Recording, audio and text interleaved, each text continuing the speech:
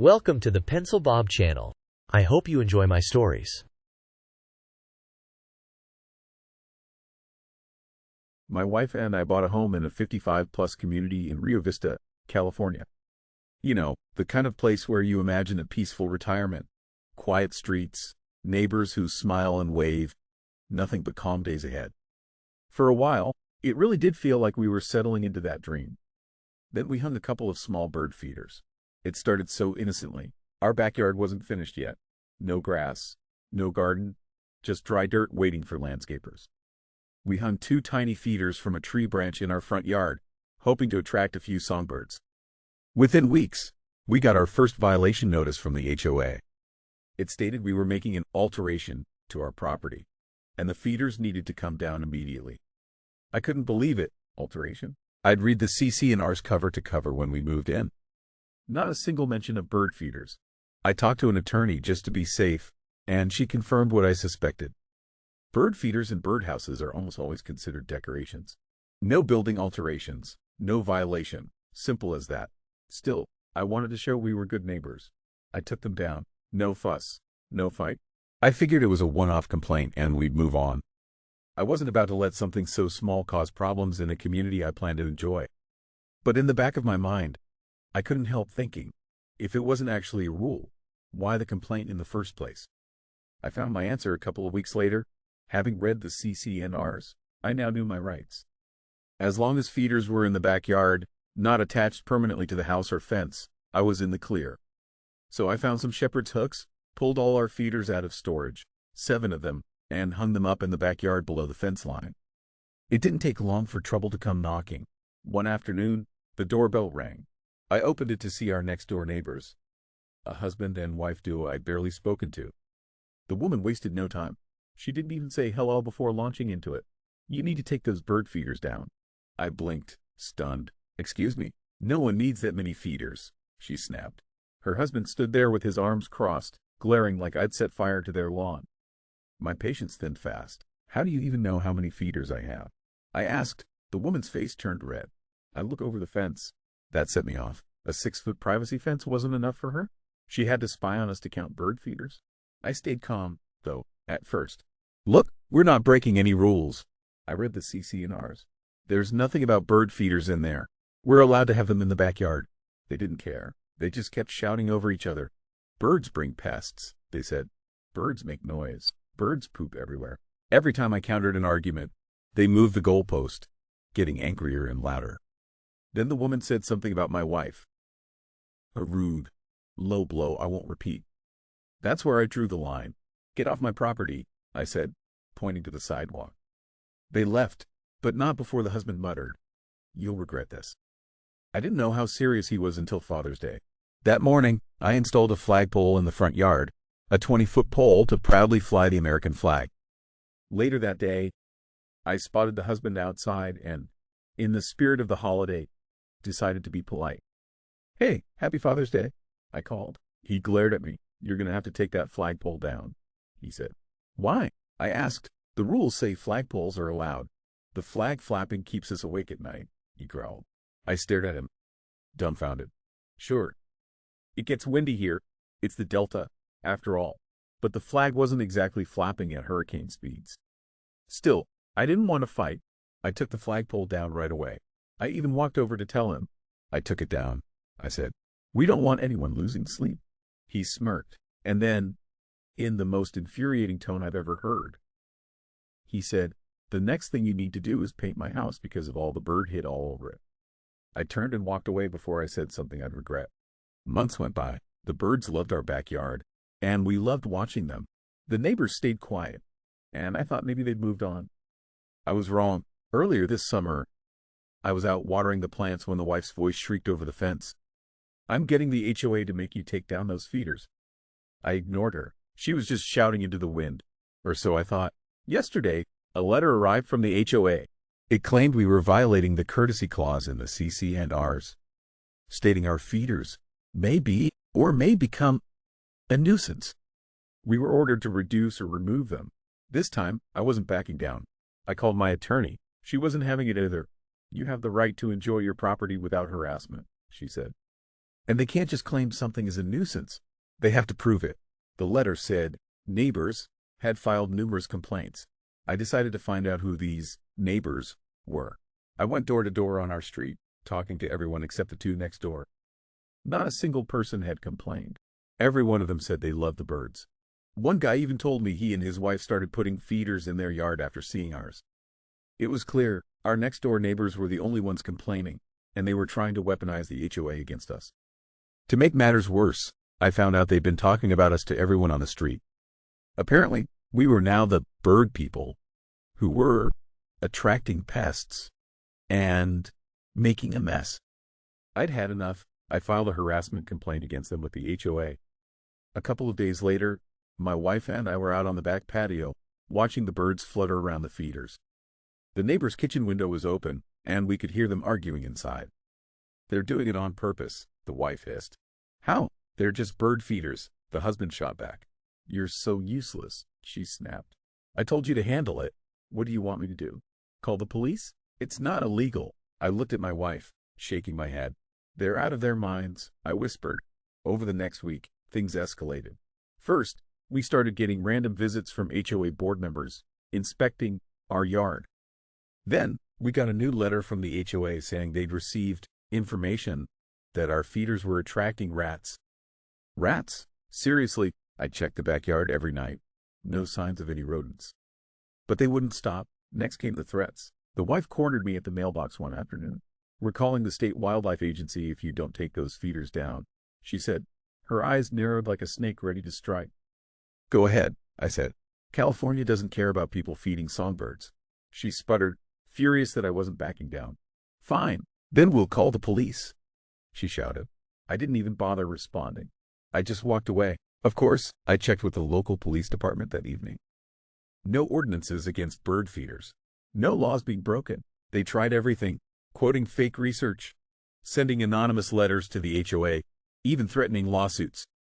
It didn't matter. We weren't breaking any rules, and they knew it. But the damage was done. They'd poisoned the well. Some of the neighbors who used to smile and wave now gave us suspicious looks, as if we were secretly breeding pigeons in our garage. I heard whispers when we walked down the street. "Oh, there they go, the bird people." We just wanted to enjoy our backyard. That's all. 7 little feeders, a few happy birds. Was that so much to ask? The HOA hearing is next week. My attorney will be there.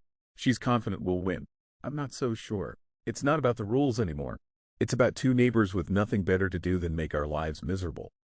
I don't know how this will end, but one thing's for sure. I'm not taking those feeders down without a fight. Don't sue the HOA. Sue them personally. I remember seeing a comment about how if the HOA gets sued, a settlement, if there's one, comes out of the pockets of all of the homeowners in the association, including yourself.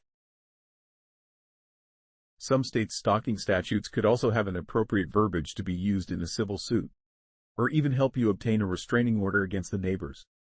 A constant, intentional observation, outside of normal or random day-to-day interactions or chance encounters, meant to cause a threat or intimidation, could be considered stalking, even if from a next-door neighbor. Why are they staring over your privacy fence into your yard on a regular basis?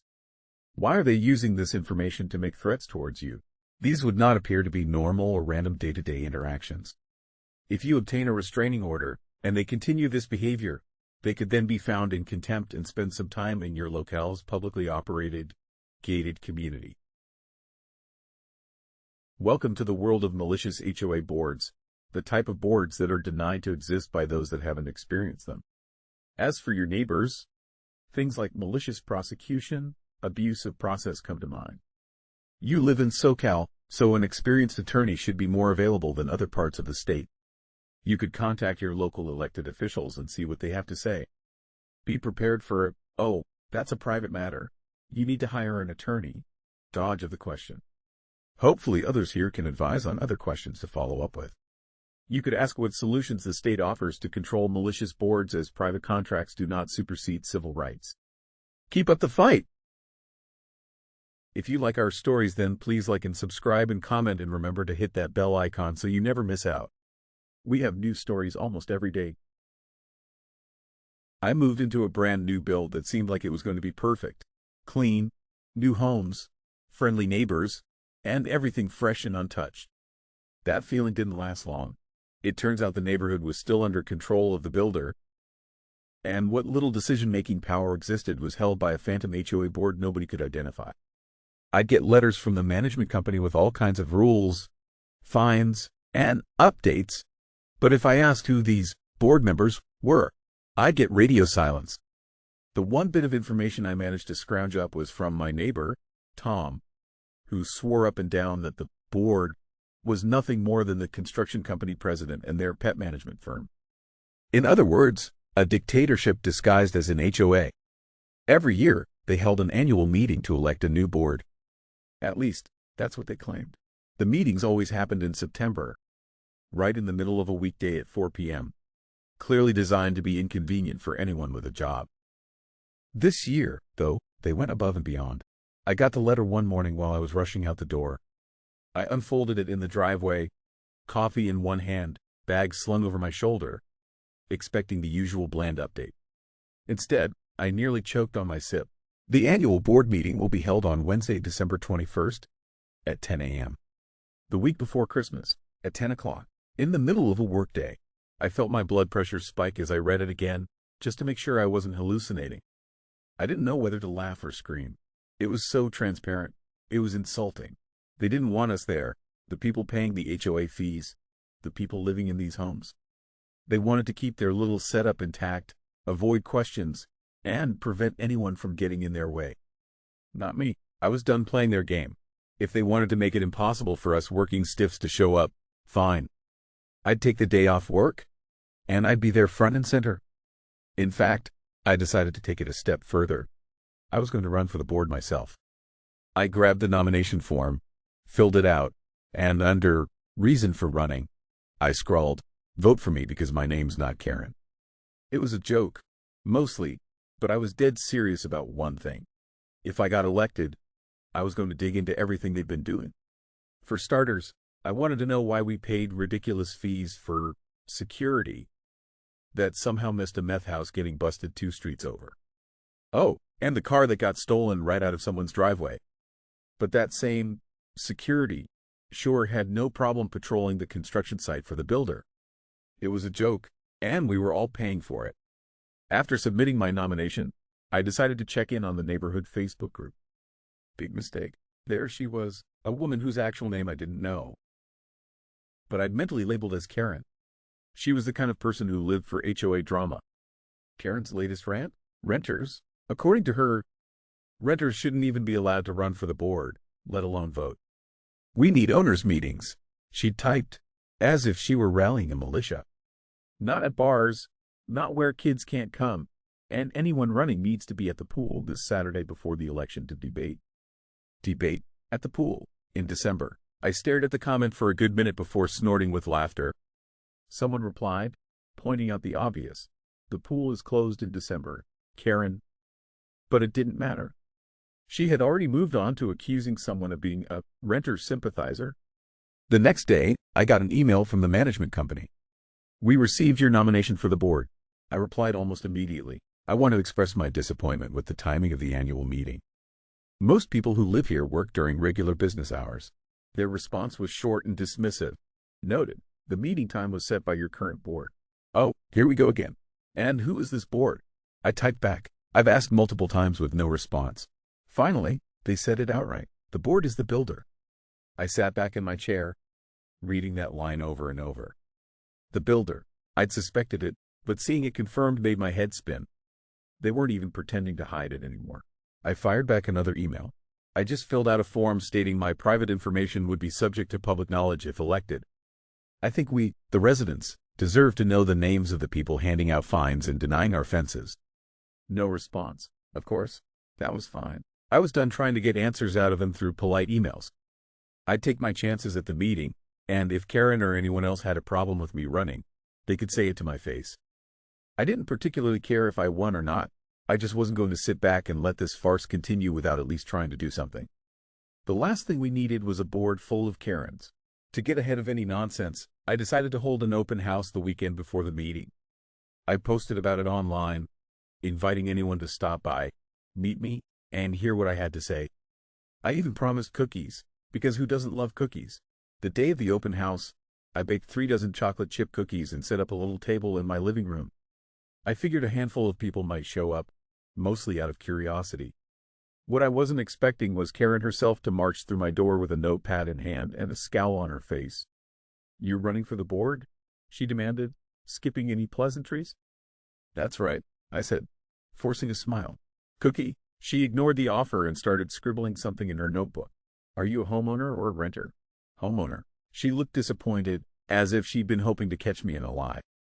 "Do you even know what being on the board entails?" "I'll figure it out," I said, keeping my voice calm. "Mostly, I plan to hold the management company accountable and make sure we're actually getting what we pay for." "Oh, so you think you could do better?" She shot back, crossing her arms. "Yes," I said bluntly. She didn't like that answer.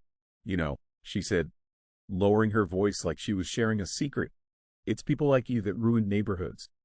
You come in here, stir up trouble, and think you know better than everyone else." I couldn't help but laugh. "I'm not the one stirring up trouble, Karen. I'm just tired of paying for things that don't actually benefit us." She snapped her notebook shut and stormed out without another word. I'm pretty sure she flipped me off through the window as she got into her SUV, but I pretended not to see it. The week of the meeting, I kept waiting for another letter or email, something to change the time or location at the last minute, but it never came. I took the day off work, put on my best "I'm not here to mess around" outfit, and walked into that meeting like I owned the place. It was exactly what I expected. The builder sat at the front of the room, flanked by the management company, looking bored out of their minds. Only about 10 other residents had shown up, and half of them looked like they'd been dragged there against their will. Karen, of course, was front and center, already whispering to the woman next to her and shooting me dirty looks. When they opened the floor for nominations, I stood up. "I'm running for the board," I said, loud and clear, "because this HOA needs to start working for the people who actually live here." Karen rolled her eyes so hard I thought they might get stuck. The builder barely looked up from his phone. "Any other nominations?" Silence. I took my seat, feeling everyone's eyes on me. I didn't care. Win or lose, I'd made my point. The builder and the management company could try to keep us in the dark, but they couldn't stop us from showing up, speaking out, and fighting back. At least, that's what I told myself as I waited for the results. Karen sat 2 rows ahead of me, muttering under her breath the whole time. When the votes were counted, I didn't win. But you know who did? Karen, because of course she did. As I walked out of that meeting, I felt a strange mix of frustration and amusement bubbling up. The whole thing had been ridiculous, like a poorly written sitcom, and I couldn't help but shake my head with a bitter laugh. Some things never change, and maybe they never will. The same power-hungry people, the same petty nonsense, the same unwillingness to actually fix anything, just louder this time, thanks to Karen. I glanced around at the community I had once been excited to move into. The rows of pristine houses, the perfectly manicured lawns, all of it looked like a picture-perfect neighborhood. But underneath, it was just chaos wrapped up in a nice bow. And I had to ask myself, was this worth it? The constant battles over stupid rules, the meetings that felt like staged fights, the fines, the ridiculous letters that showed up like clockwork. I had already spent too much time, energy, and sanity trying to make sense of it all. Maybe it was time to face the truth. Maybe it was time to just move. I'd given it my best shot, but there was no winning here. Not when Karen was determined to make everyone's life a miserable slog through HOA hell. The thought of packing up and starting over somewhere else, far away from community meetings and power-hungry board members, was starting to sound more and more appealing. I could almost picture it, a quiet place where I could put up whatever fence I wanted, have trash cans wherever I pleased, and not have to worry about someone like Karen deciding the color of my shutters was offensive. But as I walked to my car, I couldn't help but feel the smallest pang of guilt. I'd tried to stand up, to fight for something better, and I was leaving it all to people like her. Karen wasn't just a problem. She was a force of destruction in yoga pants, and she was about to make everyone's life a whole lot worse. That much I knew for sure. I take from your post that your HOA is still in development, and that would imply the builder still controls the board. If that is the case, you are screwed until the developer turns over the board to the community, typically at a certain percent complete, could be 100%. There is no election per se, The developer has control and appoints the board until transition occurs. This would be laid out in your documents. When is the transition? It also means they can basically do what they want. Until you get a board that is voted in by the community, you have little say at what happens.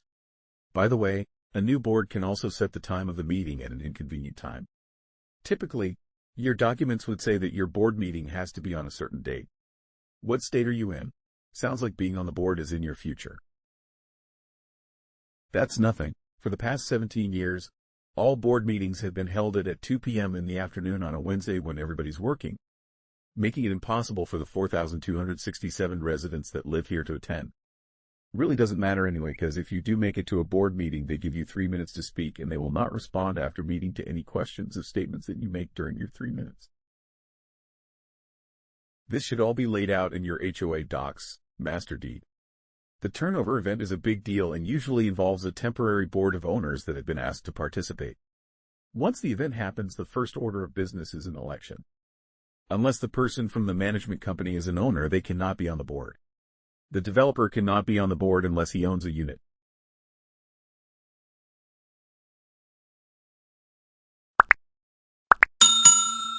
I would like to thank you for watching the video to the end. To encourage us to make more videos, please like, subscribe, comment, as well as share. Check out this other video if you haven't already.